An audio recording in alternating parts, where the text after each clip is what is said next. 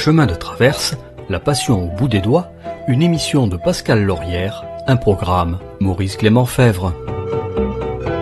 Bonjour et bienvenue chez Nicolas Gutiérrez, pipier à Bélus, au sud des Landes. Question que va vous poser Nicolas si vous souhaitez qu'il vous confectionne une pipe. Alors à savoir à quel moment de la journée vous fumez, dans quelles conditions vous allez vouloir fumer cette pipe, quels sont les impératifs, si vous voulez amener cette pipe en randonnée pour aller fumer en haut des Pyrénées, on va pas vous présenter un modèle très fin, très soigné. Il faut que ça puisse résister éventuellement au choc, que ça puisse rentrer partout. Donc là on va voir un type de pipe. Ensuite, quelle est votre forme de pipe préférée? Est-ce que vous préférez une pipe droite, une pipe courbe? Quel type de tabac vous allez fumer? D'accord. Un tabac aromatique qui va chauffer davantage puisqu'il est sucré, et donc on va favoriser des parois un peu plus larges. Voilà. Quel temps de fumage vous souhaitez? La profondeur du foyer va varier. Voilà, beaucoup, ouais. Ah oui, il y a beaucoup de questions, oui. C'est un vrai sur-mesure. Ouais. À la tête du client, quoi. Ah ouais, tout à fait. Tout à fait. C'est vraiment fait pour le client. On peut pas acheter une pipe comme ça. Enfin, on peut toujours, mais... Bien sûr, vous avez toujours les pipes d'usine qu'on trouve chez son marchand de tabac de temps en temps encore.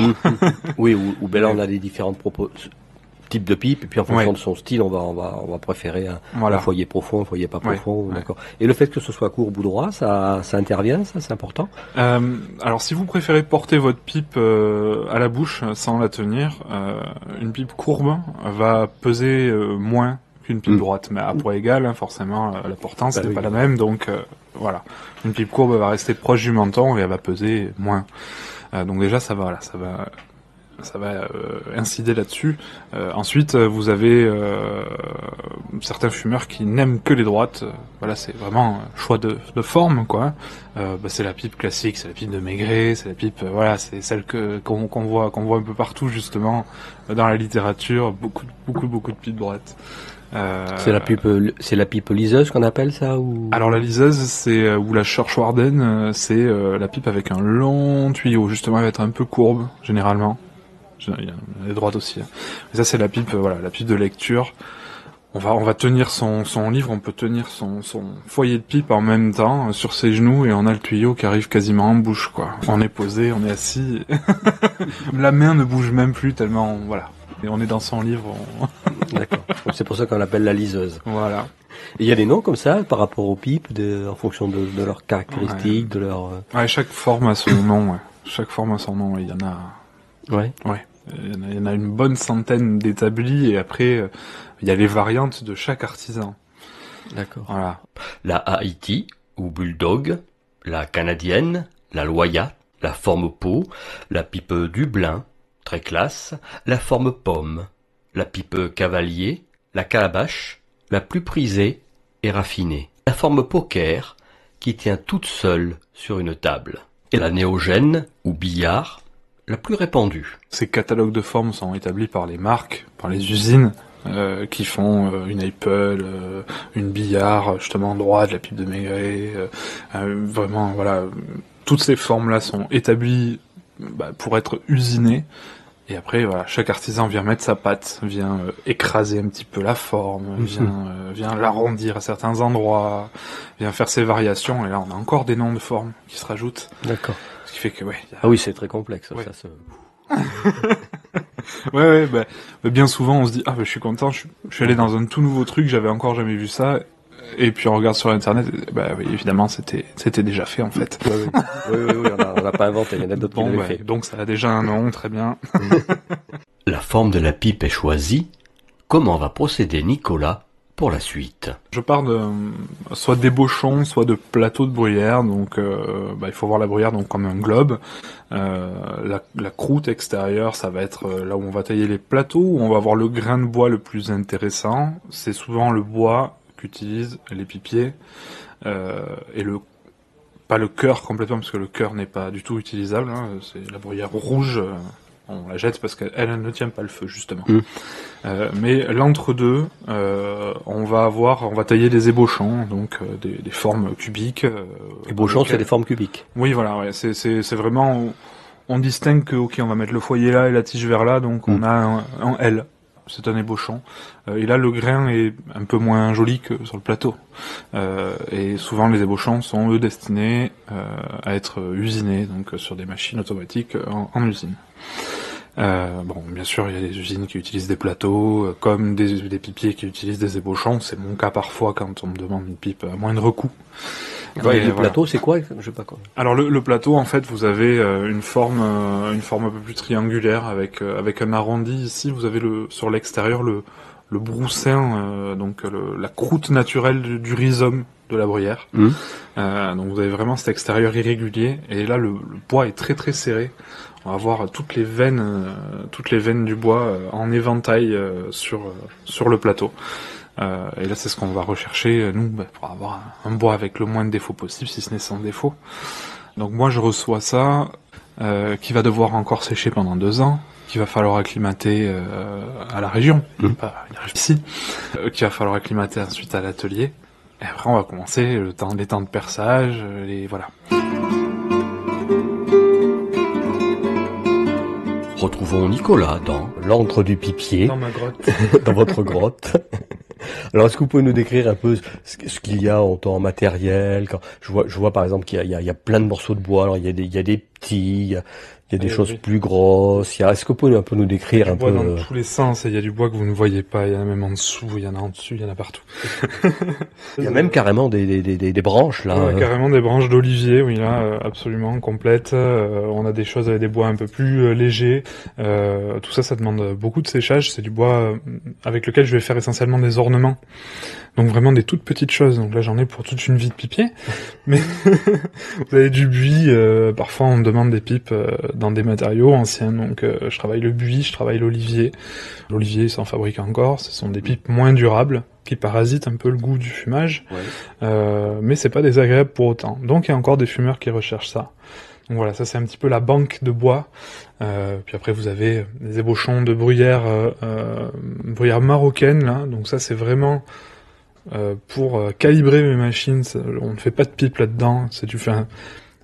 C'est des ébauchons qui sont utilisés en usine. Voilà, et pas par moi artisan, quoi. Vous en faites quoi alors? Ah ben c'est vraiment pour calibrer mes outils, parce que comme je fabrique tous mes outils de tournage, de coupe, je les teste sur ces ébauchons. Oui, une fois qu'ils sont transformés en gruyère, ils partent au barbecue. D'accord. Oui, ça vous évite de travailler sur du bois sur lequel vous allez faire de la pipe, qui est un certain coût, qui est beaucoup plus cher. D'accord. Voilà. Plateau de bruyère, ici, ébauchon.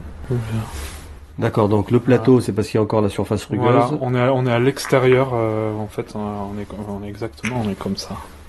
On a la boule de bruyère, ici le plateau, parce qu'on a la croûte sur l'extérieur, et l'ébauchon, du coup, on voit que celui-ci, il y a déjà des défauts. Donc là, moi, ça c'est un morceau de bois qui va me servir à calibrer et à tester l'affûtage de mes outils. Et je vais pas faire une pipe dedans. D'accord, vous allez rien faire là-dedans.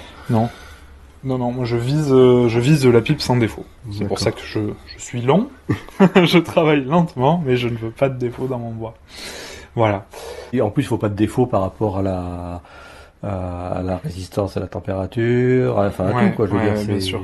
On peut, en fait, quand on commence à percevoir des défauts en surface, on peut très bien s'imaginer, on voit juste un tout petit point noir, par exemple, voilà, sur cette partie. Mais le tout petit point noir, peut-être qu'il finit 1 centimètre plus loin par un trou beaucoup plus épais, quoi. Et en fait, un manque, et c'est la racine pendant sa croissance qui a amalgamé un caillou, un insecte ou quoi, et donc ça va laisser un espace, un creux, un vide. Et le tout petit défaut qu'on voit à l'extérieur, peut-être qu'à l'intérieur, voilà, on a vraiment un vrai point de fragilité, et donc une brûlure qui va arriver très vite. Ou si le défaut est sur la tige, une cassure qui peut arriver très très vite également. Voilà. Donc, on vise toujours le 0 défaut. Ce bout de bois, donc, enfin, cet ébauchon. Voilà. Vous savez, vous allez le creuser, faire le tuyau. On va dessiner dessus déjà. Je fais une première étape de nettoyage quand la personne qui vend le bois ne l'a pas fait. C'est-à-dire qu'on va faire un ponçage assez fin pour voir le grain du bois. Et selon le grain, si j'ai un dessin imposé par un client, une forme imposée, je vais chercher le morceau de bois pour avoir le grain du bois qui suive le dessin, quoi. Et sinon, je me laisse porter quand c'est moi qui crée complètement. je prends le morceau de bois qui m'inspire particulièrement, quoi, et je suis le grain. Voilà. Je laisse faire le bois. C'est le bois qui décide. D'accord. C'est ce que je préfère d'ailleurs. Et donc là, vous allez avec votre lime. Alors là, il va y avoir un premier travail à la râpe, puis après à la lime, un petit peu plus lisse, pour avoir la forme que j'avais dessinée. Donc ici, c'est très rectangle puisqu'on a un dessin à plat, et on va vouloir arriver au rond. Et donc, ça s'obtient par grattage.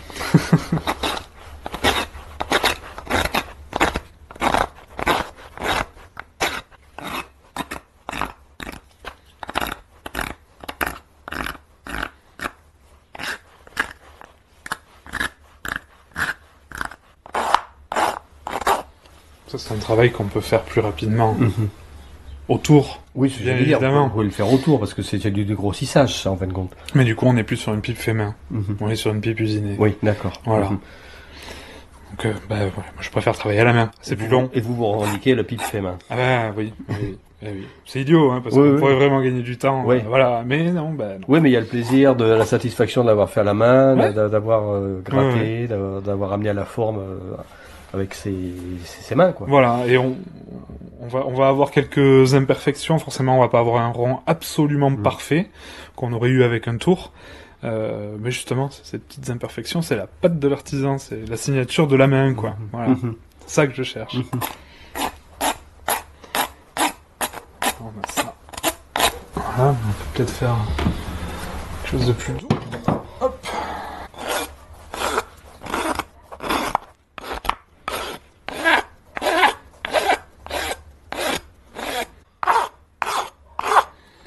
Et là, vous comprenez la vitesse où je vais, pourquoi ça prend plusieurs jours de faire correctement une pipe de A à Z.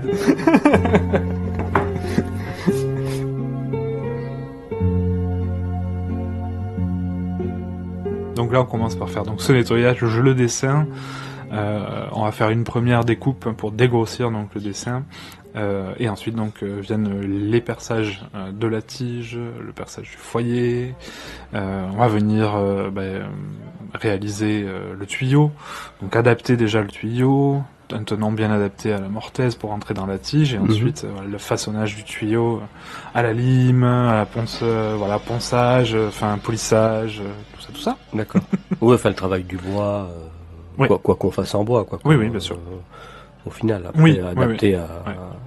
Voilà, c'est juste qu'on va finir sur un grain très très fin. On pousse réellement le polissage à des grains très très fins, et on finit par le plus souvent un cirage à la cire de Carnauba, donc pour avoir un bois qui respire, un bois qui puisse sécher en profondeur, quoi, et qui ne stocke pas l'humidité de la condensation du fumage, quoi. Voilà. C'est un travail du bois assez classique, mais avec son outillage particulier, ses méthodes particulières, ses diamètres de perçage particuliers en fonction de ce que veut le client, de ce qu'on veut nous. Ouais. Et ça tire à chaque fois correctement, ou il faut respecter des paramètres il faut respecter des diamètres de perçage. Dans la tige, c'est assez classique, tout le monde s'entend aujourd'hui. Environ 4 mm de perçage, 4, 4.1, 4.2, 4.3 parfois, certains artisans on voit davantage. Et après c'est surtout le tuyau, surtout le travail dans le tuyau après qui va faire la différence.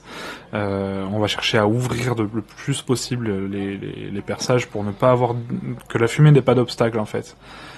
À chaque obstacle, la fumée se comprime, se condense, et donc on a condensation, on a humidité, et on peut avoir un fumage désagréable avec un glouglou dans la pipe, là, un petit bruit de sirop là. Voilà. Oui, il y a de l'eau qui s'accumule. Là, ça va plus. Voilà, Donc on cherche à avoir le perçage le plus fluide possible pour que l'air circule naturellement, sans avoir à forcer.